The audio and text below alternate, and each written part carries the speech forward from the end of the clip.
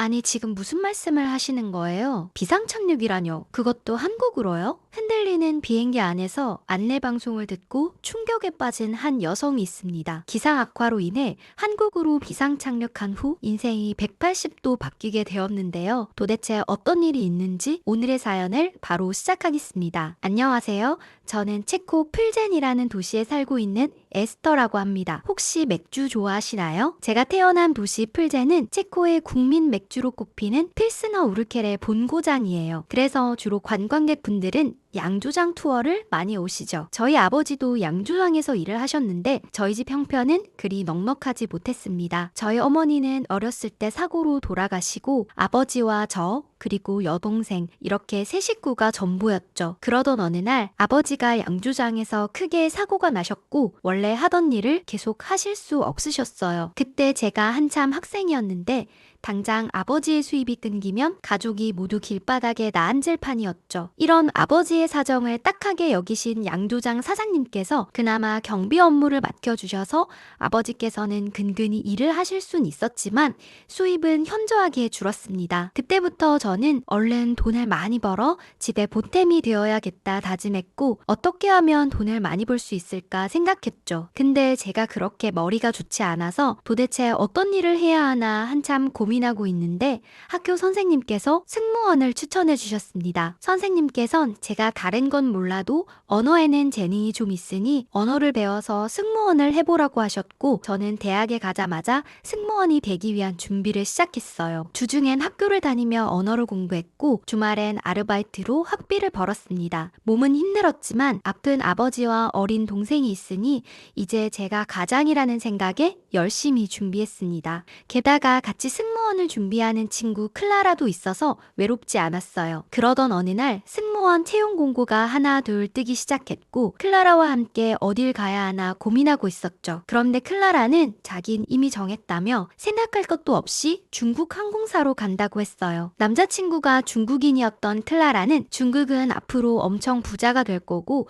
아마 승무원 월급도 팍팍 오를 거라며 어차피 외국 항공사 중에 고를 거라면 저도 에어차이나로 가자고 제안했죠. 물론 체코에도 항공사가 있긴 했지만 아무래도 대형 항공사도 아닐 뿐더러 업계 대우가 뛰어난 편이 아니라 외국 항공사를 선택할 예정이긴 했어요. 그래도 아시아는 한 번도 생각해보지 않았는데 머릿속에 물음표가 생겼죠. 제가 계속 고민하니 클라라는 직접 남자친구를 만나서 얘기를 한번 들어보는 게 어떻겠냐고 했고 저는 꼭 그게 아니더라도 친한 친구의 남자친구니 소개를 받는 겸 나가보기로 했습니다. 클라라의 남자친구와 저녁 식사를 하러 약속 장소에 나갔다가 저는 깜짝 놀랐어요. 아시아인들은 다 키가 작은 줄 알았는데 클라라의 남자친구는 꽤 키가 큰 편이었죠. 클라라의 중국인 남자친구는 호탕하게 웃으며 중국에 대한 좋은 얘기를 마구 늘어놓았습니다. 중국 경제가 곧 세계 경제를 이끌 거라고 얘기하며 사실 영국이 유럽연합에 빠지면서 유럽연합도 힘이 많이 약해졌다는 말을 꺼냈어요. 그래서 이제 세계 기축통화는 미국 아니면 중국인데 솔직히 미국 대통령들은 누가 돼도 미국만 중요시하니 뭐가 믿음직스럽겠냐면서 곧 중국 위안화가 대세가 될 거라고 했죠. 그리고 중국은 인구수가 많아 내수 시장도 굉장히 잘 되어 있고 어차피 좋은 직장을 구해 인생을 걸어볼 거라면 중국에 한번 베팅해보라고 하더라고요. 절대 후회하지 않을 거라고 하면서요. 저는 늘 승무원 준비에만 매진하고 있었지 세계 경제에 대해선 잘 몰랐는데 그럴듯하게 얘기하는 클라라의 남자친구의 말에 혹했습니다. 중국은 땅도 넓고 인구도 많으니 왠지 앞으로 더 성장할지도 모른다는 생각이 들더라고요. 그렇게 저도 클라라를 따라 에어차이나에 지원하게 되었습니다. 지원 조건에 중국어나 영어를 하면 된다고 적혀 있었지만 중국어를 조금이라도 할 줄 알면 도움이 될까 싶어 지원서를 넣고 면접 시험까지 중국어 공부도 틈틈이 했습니다. 그렇게 클라라와 밤낮 없이 모의 면접을 보고 스터디를 한 끝에 둘 다 에어차이나에 합격할 수 있었어요. 이제 저도 우리 집에 보탬이 될 수 있다는 생각에 정말 기뻤고 아버지께 막내 학비는 걱정하지 말라고 말씀드렸습니다. 아버지께서는 정말 고맙고 미안하다며 하며 멀리 중국까지 가게 돼서 어떡하냐며 저를 안타까워 하셨어요. 그렇게 가족들과 작별 인사를 하고 저와 클라라는 중국으로 떠났습니다. 저희는 중국에서 체류하며 주로 유럽이나 미국 노선을 맡게 되었죠. 클라라는 왠지 더 신나 보였는데 알고 봤더니 이제 중국에서 일도 하겠다, 곧 결혼식을 할 예정이라고 했습니다. 소문으로는 그 남자가 엄청난 부자라 클라라가 명품 선물도 많이 받고 늘 자랑하는 글을 SNS에 많이 올렸던데 속으로 약간 부럽기도 했죠. 나는 이제 우리 아빠랑 막내 생계를 책임지기 위해 앞으로도 열심히 일해야 하는데 저렇게 시집가서 살면 걱정은 하나도 없겠구나 생각했습니다. 그래도 저는 제 인생을 열심히 살아내면 되고 클라라는 또 클라라의 삶이 있으니 잠시 우울한 기분은 접어두고 진심으로 클라라를 축하해줬어요. 그런데 중국에 대해 잔뜩 기대하고 왔던 것과 달리 현실은 엉망이었습니다. 분명 클라라의 남자친구는 중국을 정말 선진국에다 무척 인프라가 잘 되어 있다고 했는데 전혀 달랐어요. 가장 불편했던 점은 사용할 수 없는 어플이 너무 많았어요. 인스타그램, 유튜브, 트위터, 페이스북은 물론이고 구글도 접속이 안 되는 거예요. 거의 필수적으로 여겼던 어플들이 죄다 되질 않으니 중국 사람들은 답답하지도 않나 궁금했어요. 정말 폐쇄적인 나라라서 자국에서 만든 어플만 주로 사용하는 게 기형적이라고 느껴졌습니다. VPN을 우회하면 사용할 수 있었지만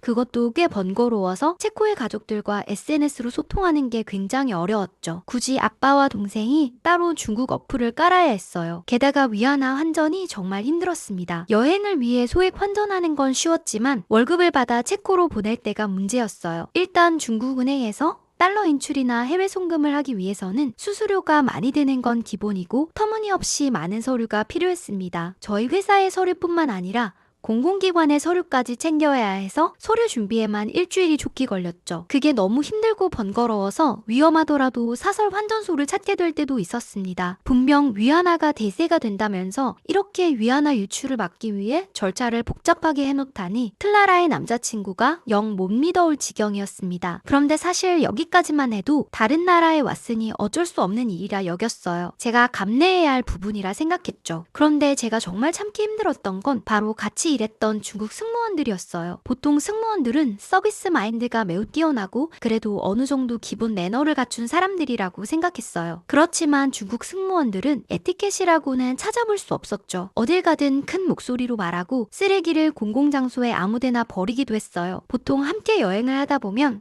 해당 국가에 체류하는 경우도 있었는데 세계적인 유적지에서도 천진난만한 표정으로 쓰레기를 버리는 모습에 기함을 했죠. 한 번은 중국인 승무원인 장자님과 스페인 비행 일정을 마치고 스페인에서 같은 호텔방에 배정되어 함께 1박을 했어야 했어요. 잘 모르는 사이였지만 비행 오는 내내 대화를 하고 왔던 터라 관광지도 같이 놀러 갔다 오기로 했죠. 그때 스페인은 펄펄 끓을 정도로 더운 여름이었고 하루 종일 밖에서 관광을 한 저희 둘은 땀범벅이 되었죠. 그런데 글쎄 자닝은 씻기는커녕 아무렇지도 않게 그 옷을 그대로 입고 자는 거예요. 그땐 너무 충격적이어서 뭐라 말이 나오질 않았어요.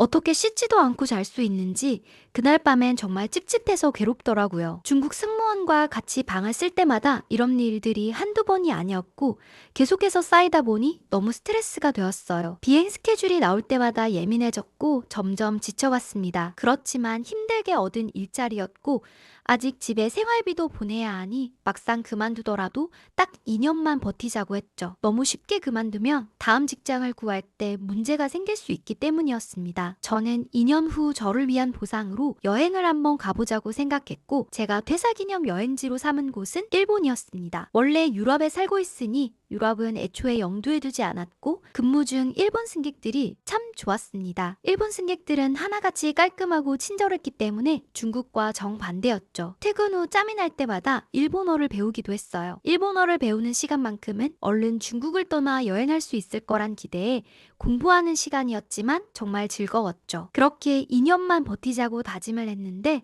목표했던 퇴사를 딱 3개월 남겨둔 어느 날이었어요. 제가 결정적으로 더 버티지 못하고 중국 항공사를 그만두게 된 사건이 일어난 날이었죠. 그날 비행 전 객실 승무원 브리핑을 하는 시간이었습니다. 그때 저는 스페인에서 악몽이었던 장자닝을 비롯해 중국 승무원들이 굉장히 많았던 비행이라 출근 때부터 예민해져 있었죠. 30분 일찍 도착한 회의실에는 같이 비행 예정인 천천히 먼저 와 있더라고요. 멍하니 회의 시간을 기다리고 있다가 천천은 잠깐 화장실을 다녀온다고 했고 저는 그때 해야 할 일이 번뜩 떠올랐어요. 미리 제자리에서 공지사항과 오늘 탑승객에 대한 전반적인 사항을 확인하고 왔어야 했는데 워낙 예민해진 탓에 매일 하는 일도 깜빡하고 말았죠. 얼른 자리로 돌아가 호다각 유아 승객과 VIP 탑승 여부를 확인하고 스페셜밀 관련된 정보도 파악하고 다시 회의실로 돌아왔습니다. 그런데 천천히 갑자기 제게 내놓으라며 대뜸 화를 냈어요. 저는 뭘 말하는지 몰라 의아했죠. 천천은 자신의 명품 지갑이 없어졌다며 자기가 화장실 간 사이에 가져간 거 아니냐며 저를 추궁했습니다. 저는 방금 자리에서 승객 정보를 확인하고 왔다는 말을 했지만 천천은 믿지 않았어요. 온갖 소리를 치고 짜증을 내며 제 가방을 뒤지기까지 했죠. 주변 중국 승무원들은 뻔히 지켜보고만 있었습니다. 저는 아니라고 하는데도 도저히 말도 안 통하는 천천을 어떻게 해야 할지 몰라 뻥져 있었죠. 그때 사무장님이 들어와 무슨 소란이냐고 화를 내셨습니다. 그러더니 천천의 이야기를 들으시고는 CCTV를 돌려보자고 얘기했고 천천은 그럴 필요도 없이 저밖에 없었다며 우겼죠. 그렇게 저희 팀 모두 CCTV를 돌려봤고 범인은 장자닝이었어요. 분명 자닝은 천천에게 당하는 저를 보면서 아무것도 모른다는 표정으로 서 있었는데 어떻게 이럴 수가 있나 의아했죠. 그런데 자닝의 말이 더 충격적이었습니다. 자닝은 천천히 맨날 명품만 리드르고 오길래 진짜인지 잠깐 확인만 해보고 다시 돌려놓을 생각이었다며 태연하게 천천에게 지갑을 돌려주었습니다. 그리고는 이거 짝퉁인 것 같던데 너 평소에 하는 거 다 가짜냐고 묻더라고요. 천천은 무슨 말도 안 되는 소리 하지 말라며 내 물건 훔쳐가 놓고 도둑이 무슨 말이 많냐고 했죠. 저는 두 사람의 대화에 머리가 어질어질해졌어요. 중국 사람들은 겉으로 보여지는 것에 굉장히 신경을 많이 쓰는 사람들이 많다고 들었는데 정작 가까이에 있는 사람들이 그럴 줄은 몰랐죠. 중국 승무원들은 딱 두 부류였어요. 온통 명품으로 도배를 하고 다녀 정작 생활비가 모자라 돈을 빌리러 다니는 절반, 나머지는 머리부터 발끝까지 짝퉁을 하고 다니며 서로를 의심하는 애들이었죠. 천천과 잔이 딱 그 두 부류의 대표였습니다. 그런데 더 기가 막힌 건 천천이건 잔이건 제게 일말의 사과도 없었습니다. 중국 사람들은 사과에 참 인색했어요. 잘못하고 미안한 건 그렇게 말을 하면 될 텐데 사과하는 건 지는 거라 생각하는지 입 딱 닫고 모른 척 하더라고요. 저는 이때까지 참아온 것도 괴로웠는데 이번 사건을 겪으면서 중국에 더 있다가는 제가 병이 날지도 모른다고 생각했습니다. 그래서 저는 일본행 항공권을 끊고 퇴사 신청을 했습니다. 드디어 중국을 떠날 수 있다니 속이 시원했죠. 그런데 갑자기 걸려온 한 전화를 받고 저는 급히 뛰어나갈 수밖에 없었어요. 클라라는 제게 울면서 전화를 한 거였죠. 클라라는 너무 서러운지 뭐라 말하는지도 알아듣기 어려웠고 저는 겨우 장소를 물어 바로 가겠다고 하고는 클라라가 있는 곳으로 달려갔습니다. 클라라는 잔뜩 울어서 얼굴이 엉망이었어요. 결혼을 앞둔 새 신부가 무슨 일이 있어 이렇게 서럽게 울고 있는지 의아했죠. 클라라는 겨우 진정해 제게 이야기를 시작했고 저는 믿기 어려웠습니다. 글쎄 클라라의 부자라던 남자친구는 사기꾼이었더라고요. 그동안 그렇게 돈이 많다고 자랑하며 클라라에게 명품을 잔뜩 안겨주었는데 그것도 다 짝퉁이었고 자기를 속였다고 했어요. 클라라의 남자친구는 중국에 결혼할 집을 마련할 예정이라며 클라라에게는 아무 준비도 하지 않아도 되는데 집 살 때만 돈을 좀 보태라고 했죠. 중국 부모님께서 외국인 여자친구와 결혼하는 걸 좀 못마땅해 하셔서 유산을 물려주지 않을 수도 있다며 집 사는데 돈을 좀 보태서 지분을 나누자고 설명했다고 해요. 정말 그럴듯한 설명에 클라라는 사랑하는 남자이기도 하고 유산을 못 받으면 어쩌나 싶어 가진 전 재산을 송금했다고 했어요. 돈을 송금하고 나서부터는 얼굴 보기가 힘들었고 근근히 연락만 하다 일주일이 되는 날 잠수를 탔다고 했습니다. 그의 집과 사무실 그리고 시댁이라던 곳까지 모두 가봤지만 그의 흔적을 찾을 수 없었고 이름도 나이도 모두 거짓이었다고 했어요. 세상에 어떻게 이런 일이 있을 수 있는지 황당했죠. 경찰에 신고는 해두었지만 그 사람을 찾거나 돈을 찾긴 어렵다는 대답을 들었다고 했어요. 클라라는 그 남자에게 속아서 전 재산을 날린 것도 힘들었지만 정말 사랑해서 결혼까지 약속했는데 모든 게 거짓말이었다는 것도 믿기 힘들어했습니다. 저는 그날 밤새 클라라를 달래주었죠. 얘가 워낙 충격을 받고 우울해하는 터라 혹시나 잘못된 선택을 할까 걱정까지 되는 거예요. 그래서 저는 클라라에게 퇴사 소식과 일본 여행 소식을 알리고는 잠시 휴가를 내고 같이 여행을 다녀오겠냐고 물었죠. 사실 클라라가 싫다고 해도 무조건 끌고 가야겠다 생각이 들 정도로 상태가 안 좋아 보였어요. 그렇게 퇴사 기념으로 정했던 일본 여행은 클라라의 위로 여행으로 바뀌었죠. 어떻게 보면 저희 둘 다 그 중국 사기꾼에게 속아 중국에 와서는 둘 다 만신창이가 된 거라는 생각이 들기도 했죠. 그치만 차마 클라라 앞에서 그 사람에 대한 얘기를 꺼낼 수 없었기에 여행을 앞두고 무조건 긍정적인 이야기만 했어요. 일본이 얼마나 좋은지, 맛있는 음식이 얼마나 많은지 얘기해주고 여행을 하면서 싹 다 잊으라고 얘기했습니다. 비행기는 늘 일만 하던 곳이었는데 승객이 되어 탑승해보니 참 마음이 편하면서도 그간 열심히 버텨온 제가 짠하기도 했죠. 여행이 끝나고 다시 체코로 돌아가면 아시아 항공사는 절대 쳐다도 보지 말아야겠다 다짐했어요. 그렇게 비행기가 일본으로 향하고 있는데 갑자기 기상 상황이 불안정했죠. 비행기를 타면서도 비가 오길래 좀 걱정하긴 했지만 비가 온다고 다 문제가 있는 건 아니니 별일 없을 거라 생각했습니다. 그런데 난기류로 기체가 심하게 흔들렸고 일본까지 제대로 갈 수 있으려냐 걱정이 들더라고요. 마침 안내방송이 나와 기상 상황 악화로 한국에 비상 착륙을 해야 할 것 같다고 했습니다.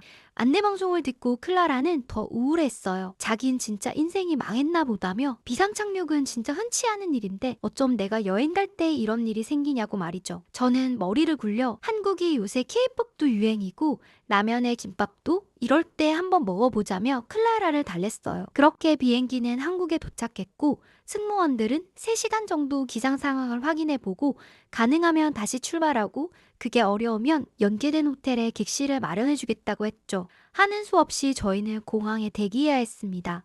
여행은 시작도 못하고 공항에 대기해야 하다니 정말 괴로웠어요. 어디 구석에 쭈그려 앉아서 잠이나 자야겠다 생각했죠. 그런데 저는 사람들의 행동을 보고 깜짝 놀랐습니다. 모두들 휴대폰으로 와이파이를 등록해서 인터넷을 하는 거예요. 저도 승무원이라 여러 공항들을 많이 다니긴 하지만 공항 와이파이는 있으나 마나한 경우가 많거든요. 구색을 갖추느라 다들 와이파이가 있긴 하지만 너무 느려서 속 터지는 경우가 허다한데 한국 공항의 와이파이는 영상을 끊김없이 볼 수 있을 정도로 굉장히 뛰어나더라고요. 클라라도 공항 와이파이에 깜짝 놀랐습니다. 그런데 거기서 끝이 아니었어요.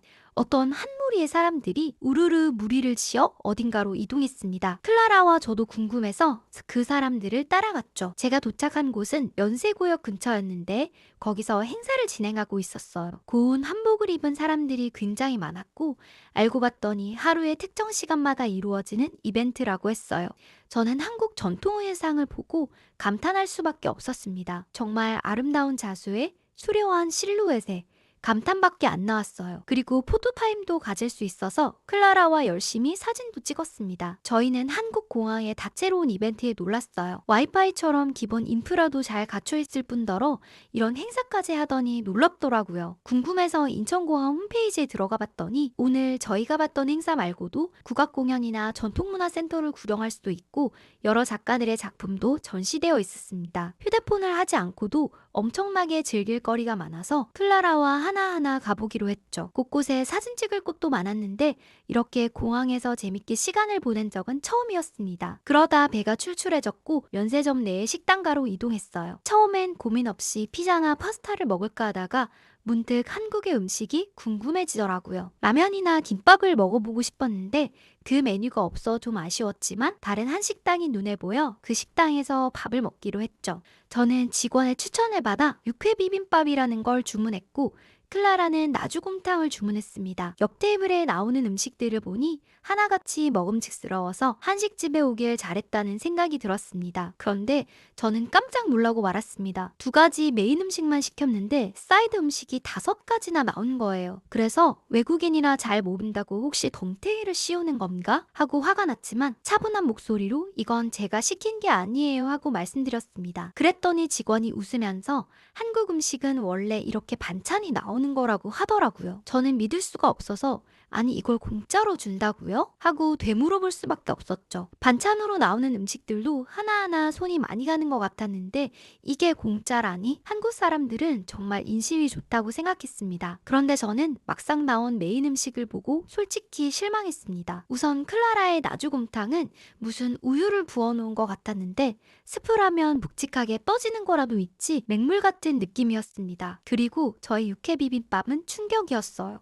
아니 그 위에 있는 육회라는 게 생고기인 줄 상상도 할 수 없었거든요. 한국 사람들은 정말 생고기를 먹는지 좀 거부감이 들었습니다. 저희가 음식에 손도 대지 못하고 머뭇거리자 직원이 친절하게 다가왔습니다. 그러더니 육회 비빔밥의 육회는 굉장히 신선한 고기로만 제작되고 있으며 절대 걱정 안 해도 된다고 했어요. 그리고 원래는 육회를 따로 먹기도 하는데 양념과 함께 먹으면 고소한 맛에 한국 사람들이 굉장히 좋아한다고 했죠. 밥에 비벼 먹으면 거부감이 덜할 테니 한번 비벼서 먹어보라고 했어요. 이미 나온 음식을 잔뜩 뒤섞는 건 제게 꽤나 낯선 일이었지만 직원이 시키는 대로 해보았습니다. 한국 사람들도 이렇게 많이 먹는다니 따를 수밖에 없었죠. 야무지게 온갖 재료들을 비볐지만 그닥 맛있어 보이진 않았어요. 그런데 저는 육회 비빔밥을 한 입 먹고는 깜짝 놀랐죠. 별로 맛없을 것 같던 비빔밥이 정말 고소하고 맛있더라고요. 온갖 맛들이 함께 어우러져 제 입안에서 조화를 이루는 것 같았습니다.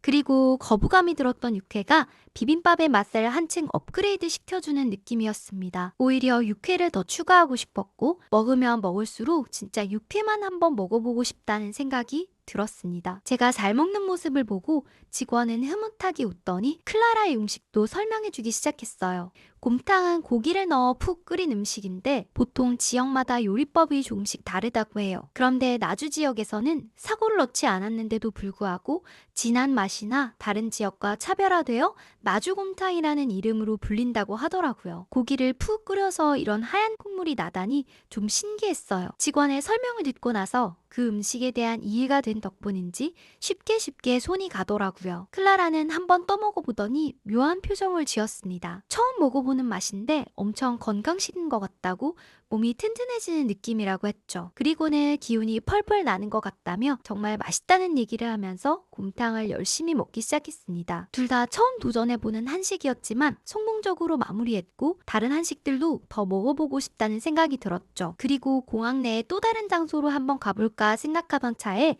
벌써 3시간이 지났고 안내방송이 나오고 있었습니다. 기상 상황이 좋아져 다시 일본으로 갈 수 있으니 얼른 게이트로 오라는 내용이었죠. 클라라와 저는 동시에 벌써? 하고 외칠 정도로 아쉬웠어요. 처음엔 공항에 3시간이나 체류해야 하다니 잠이나 자야겠다 생각했는데 다채로운 인천공항의 이벤트와 맛있는 음식에 시간이 모자랄 정도였죠. 그렇게 다시 비행기를 타고 우여곡절 끝에 일본에 도착할 수 있었습니다. 처음엔 기대와 설레임을 가득 안고 출발했는데 막상 일본 공항에 도착하니 한국과 비교되는 모습에 좀 아쉬웠어요. 그래도 같이 온 클라라의 기분은 어떨지 모르니 내색하지 않고 있었죠. 그렇게 저희는 하네다 공항을 빠져나와 미리 예약해둔 숙소에 도착했고 짐을 풀고 밥을 먹으러 나가기로 했죠. 그런데 갑자기 클라라가 할 말이 있다며 저를 멈춰 세웠습니다. 저는 클라라의 말을 듣고 깜짝 놀랐어요. 어쩜 저랑 같은 생각이었기 때문이죠. 클라라는 아까 한식당에서 먹은 음식들이 생각나서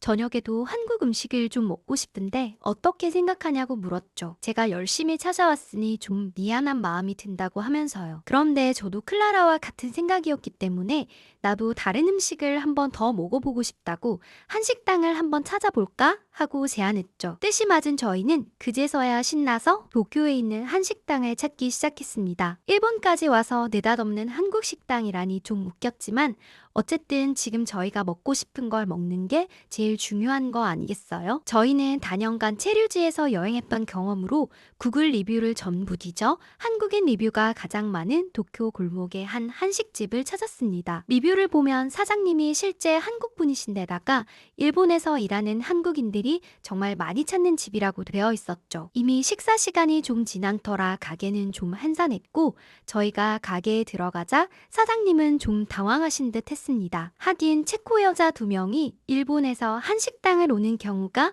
거의 없기 때문이었겠죠. 그런데 저희는 막상 뭘 시켜야 할지 몰랐습니다. 고작 먹어본 한식이라고는 낮에 먹었던 육회 비빔밥과 나주곰탕이 전부였거든요. 사장님 사장님께 메뉴 추천을 부탁드렸더니 사장님께선 김치찌개와 두루치기가 가장 인기가 많다며 한번 먹어보라고 했습니다. 사장님이 메인 메뉴가 나오기 전 반찬을 주셨는데 이미 공항에서 경험해 보긴 했지만 일본에 있는 한식집에서도 이렇게 반찬을 주다니 좀 신기했습니다. 반찬을 하나 집어 먹어봤는데 공항에서보다 훨씬 맛있어서 놀랐어요. 이게 정말 한국의 손맛인 건가 싶었죠. 얼마 지나지 않아 저희가 시킨 김치찌개와 두루치기가 나왔습니다. 그런데 저는 막상 음식들을 보고 땀이 잔뜩 났죠. 매운 음식은 평소에 잘 겪어보질 않아서 잘 먹을 수 있을까 걱정스러웠어요. 늘 치즈와 달콤한 소스만 곁들여 먹었기 때문에 소문만 듣던 한국의 매운 음식이 두려웠죠. 그러나 앞서 공항에서 육회 비빔밥을 먹었을 때도 걱정과 달리 너무 맛있게 먹었기 때문에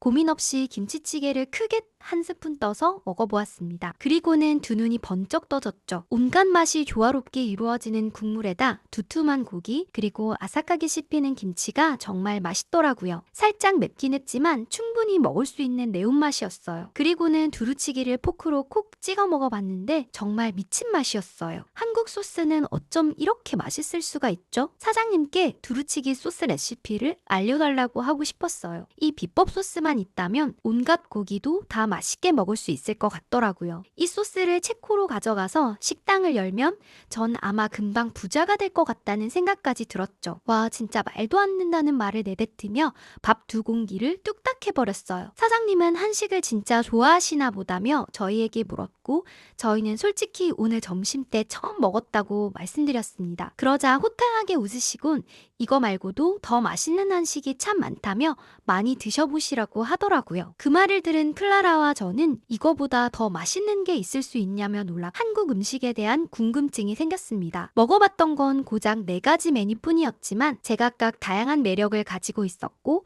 모두 건강한 레시피를 이용해 소화가 잘 되는 음식이었어요. 그날 저녁 호텔로 돌아온 클라라와 저는 각자 휴대폰으로 한국 음식만 검색하고 있었죠. 유튜버들이 한국 음식 먹방하는 것부터 시작해서 알고리즘을 타고 돌아다니다 저는 어느새 김장하는 법까지 보게 되더라고요. 그러자 번뜩 정신이 들었어요. 이대로 일본에서 한국 음식만 찾으며 아쉬운 여행을 하지 말고 기왕 돈 내고 시간 쓰고 온 거 아예 한국으로 가보기로 했죠. 클라라에게 제안했더니 마치 기다렸다는 듯 좋다고 얘기했습니다. 저희는 내일 가장 빠른 한국행 비행기표를 예매했고 정말 즐거운 마음으로 한국에 다녀왔어요. 사실 여행이라기보단 한국 음식 탐구라는 이름이 어울릴 만큼 다양한 한국 음식을 먹고 왔죠. 한국은 정말 완벽한 나라였어요. 공항에서 느꼈던 최첨단의 인프라와 건강과 맛 모두를 잡은 한국 음식 그리고 친절하고 다정한 한국 사람들까지 제가 생각했던 이상적인 나라가 한국이 아닐까 싶더라고요.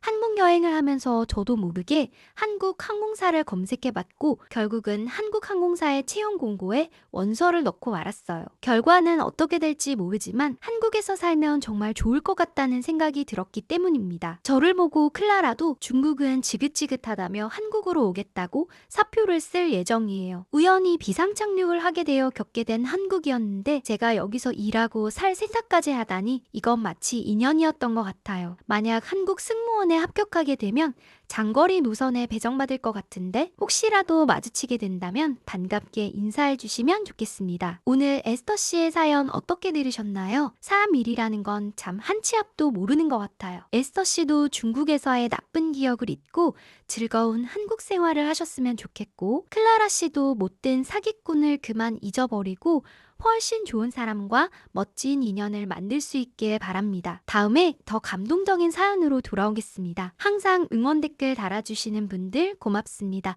우리 구독자님들 좋아요 꾹 눌러주셨죠? 이상 감동필름 한지은이었습니다.